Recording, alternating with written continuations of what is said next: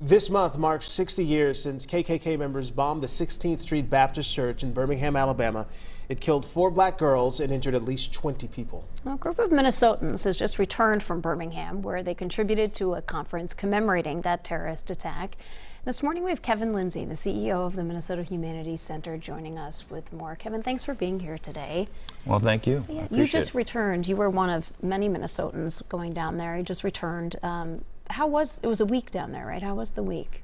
It was an amazing experience. As someone who has worked in the field of civil rights and being able to be there at Kelly Ingram Park, where Bull Connor turned water hoses and unleashed police dogs on children during the Children's Crusade, being in the church, 16th Street Baptist Church, seeing the restoration of the church and the idea of children from around the world providing donations in nickels and dimes to be able to create a new vision of a black Jesus within that church. It was very powerful being there.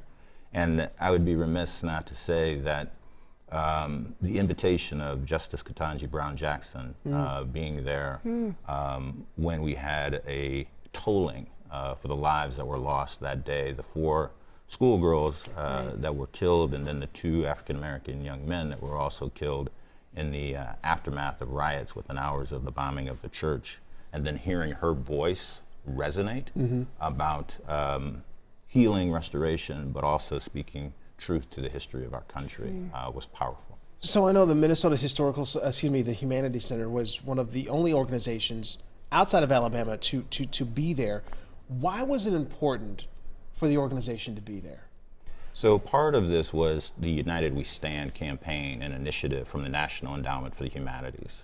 So Chair Shelley Lowe encouraged all the humanities councils, especially in the light of various acts of racial intolerance, hatred, and death within our country, to have the humanities be a place of healing, restoration, coming together.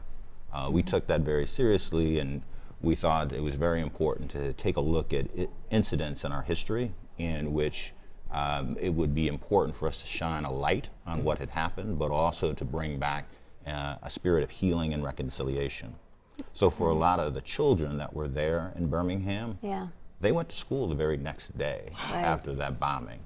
And I think for a lot of Americans, we forget that there were more than 50 bombings that occurred before that bombing. And then I think in the context of African Americans trying to have their rights realized, I think we also forget that this is after schools are desegregated, but yet you have the governor of Alabama, George Wallace, saying segregation now, segregation tomorrow, segregation forever in that January, more than 8 years after Brown versus Board of Education. And this happens literally 2 weeks after Dr. King comes back from the March on Washington, talking about let's all come together and sing we shall overcome, this idea of love and generosity of spirit being denied from the March on Washington. Let's talk about those children, because you had 3 14-year-olds, Addie Mae Collins, Denise McNair, Carol Robinson, Cynthia Wesley, just 11 years old. And even all these years later, there's still much healing to be done. Share a little bit about that. I mean, is that part of what we're doing here with this conference like this? So especially for this conference, really appreciate Reverend Thomas Wilder, but really the spirit, the genesis behind it, an educator by the name of Dr. Martha Boyer.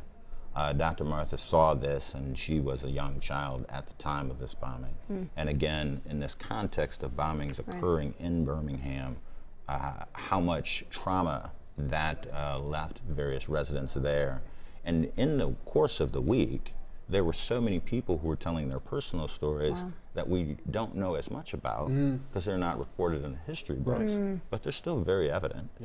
And the courageous steps that people took to continue to rebuild and continue to ask for their rights and to continue to press forward, it really took the teachers that were attending their breath away. I suspect, because we had 25 teachers coming from Minnesota, right? Yeah, so we applied for a grant from the NEH, and we took all of the money from that grant, and then we provided scholarships for school districts to identify school teachers. And it was a relatively quick turnaround, so I really appreciate the various school districts that were able to make this happen, because they only had about 2.5 weeks. Wow. You know, you talked about the history, and I remember reading about this and learning about this in school, you know, about the school bombings that took place. For you to go down there and for you to have this experience, if you can you walk us through the emotion that you went through being in that same place and being in some of those same spots where some of those children died? Because I imagine it had to be a very, very powerful experience for you. It was. We had a gentleman from Wales come and talk about the Wales campaign. And again, a lot of Americans, I don't think, know this story. But Wales asked its children to donate and support the Children's Crusade Children of Birmingham, and $300,000 was raised. So when you look at sort of the picture of the depiction of Christ to the right of the church, where its face was blown away by the bomb, and people said, in essence, because it was just so painful, that the face of God couldn't look in. And then you look to the back of the church and you see another depiction of Jesus in this way, and knowing that children from around the world leaned in at that point in time to be able to create such a beautiful image within the church, everybody just wells up with emotion in hearing that. Sometimes children know better than we as adults do. There, one of the folks that went down with you, Miss Rose McGee, with Sweet Potato Comfort Pies, and she was able to be part of this contingent here. Yes, Rose does wonderful work with Sweet Potato Comfort Pie, and the genesis there is in response to the death of Michael Brown, and again, using the power of food and slowing us down to have real authentic conversations. Right. She worked with a culinary school there, and the culinary students gravitated to making pies. They all came in with their chef outfits. Oh, it is, yeah, look at that. So it was really fantastic to be part of that, to be able to pass these pies to folks that were doing amazing, great things down there in Birmingham. Right.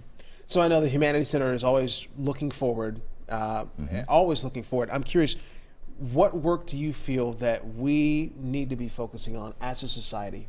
Where do we need to go? What do we need to do? What do we focus on now? So for us as the Humanities Center, we're really looking into this next educational session. And we work with, again, a wide variety of schools. So we're going to be laying out a variety of different educational opportunities to partner with school districts on curriculum. We have our own story that we could tell very powerfully about our own role within the civil rights movement. When I ask a lot of Minnesotans who Roy Wilkins is, sometimes people are very quizzical. They don't know his connection to the NAACP. Or they just think, oh, that's the auditorium. Right. Well, they know that's where they have the state tournaments. Right. But they don't understand the historical significance behind him. Right. Yeah.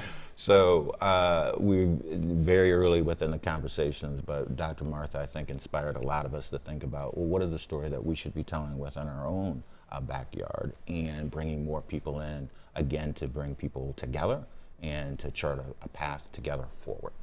We always think curious, connected, and compassionate. Right. Let's be open-minded. Let's remind ourselves that one impacts the other.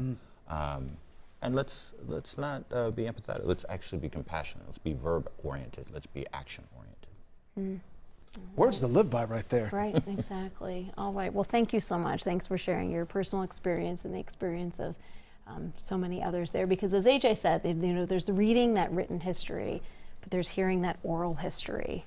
Oh. Right. It's just it's so powerful. So much more. Yes, thank you so much. I really appreciate it. We'll be doing more of these type of oral history type of experiences for folks. Fantastic. And we'll look forward to hearing about that. All right. Kevin, thank you. Thank you.